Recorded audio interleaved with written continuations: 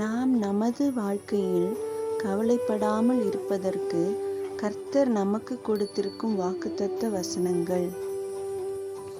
நீதிமொழிகள் 12:25. மனுஷனுடைய இருதயத்தில் உள்ள கவலை அதை ஒடுக்கும், நல்வார்த்தையோ அதை மகிழ்ச்சியாக்கும். நீதிமொழிகள் 3:5-6 வசனங்கள். உன் சுய புத்தியின் மேல் சாயாமல் உன் முழு இருதயத்தோடும் கர்த்தரில் நம்பிக்கையாயிருந்து உன் வழிகளில் எல்லாம் அவரை நினைத்துக்கொள். அப்பொழுது அவர் உன் பாதைகளை செவ்வைப்படுத்துவார். 1 பேதுரு 5:5-7 வசனங்கள். பெருமை உள்ளவர்களுக்கு தேவன் எதிர்த்து நிற்கிறார், தாழ்மையுள்ளவர்களுக்கோ கிருபை அளிக்கிறார். ஆகையால் ஏற்ற காலத்திலே தேவன் உங்களை உயர்த்தும்படிக்கு அவருடைய பலத்த கைக்குள் அடங்கியிருங்கள். அவர் உங்களை விசாரிக்கிறவர் ஆனபடியால் உங்கள் கவலைகளை எல்லாம் அவர் மேல் வைத்து விடுங்கள். பிலிப்பியர் 4:6-7 வசனங்கள். நீங்கள் ஒன்றுக்கும் கவலைப்படாமல் எல்லாவற்றையும் குறித்த உங்கள் விண்ணப்பங்களை ஸ்தோத்திரத்தோடே கூடிய ஜெபத்தினாலும் வேண்டுதலினாலும் தேவனுக்கு தெரியப்படுத்துங்கள்.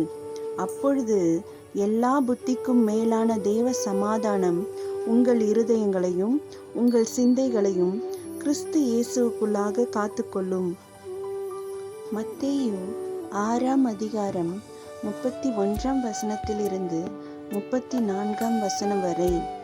ஆகையால் எண்ணத்தை உண்போம், எண்ணத்தை குடிப்போம், எண்ணத்தை உடுப்போம் என்று கவலைப்படாதிருங்கள். இவைகளை எல்லாம் அஞ்ஞானிகள் நாடி தேடுகிறார்கள். இவைகள் எல்லாம் உங்களுக்கு வேண்டியவைகள் என்று உங்கள் பரமபிதா அறிந்திருக்கிறார். முதலாவது தேவனுடைய ராஜ்யத்தையும் அவருடைய நீதியையும் தேடுங்கள். அப்பொழுது இவைகள் எல்லாம் உங்களுக்கு கூட கொடுக்கப்படும். ஆகையால் நாளைக்காக கவலைப்படாதிருங்கள். நாளைய தினம் தன்னுடையவைகளுக்காக கவலைப்படும். அந்தந்த நாளுக்கு அதினதின் பாடு போதும். எரேமியா 29:11. நீங்கள் எதிர்பார்த்திருக்கும் முடிவை உங்களுக்கு கொடுக்கும்படிக்கு நான் உங்கள் பேரில் நினைத்திருக்கிற நினைவுகளை அறிவேன் என்று கர்த்தர் சொல்லுகிறார். அவைகள் தீமைக்கல்ல, சமாதானத்துக்கு ஏதுவான நினைவுகளே. மத்தேயு 11:28-29-30 வசனங்கள்.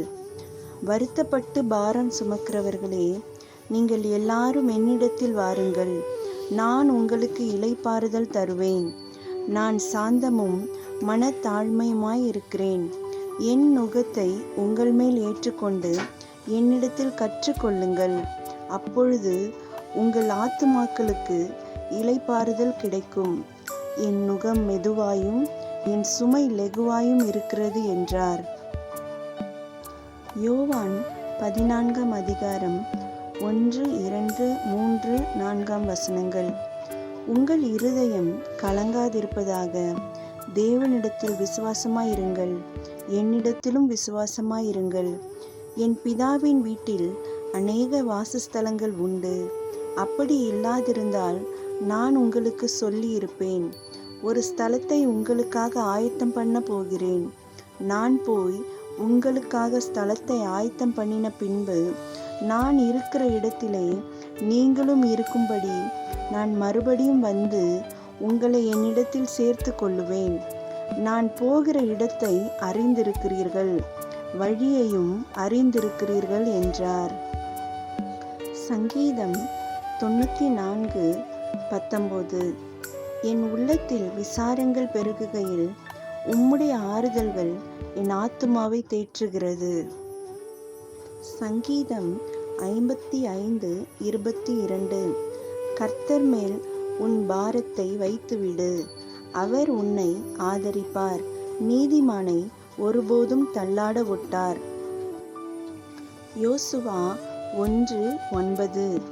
நான் உனக்கு கட்டளையிடவில்லையா? பலங்கொண்டு திடமனதாயிரு, திகையாதே, கலங்காதே.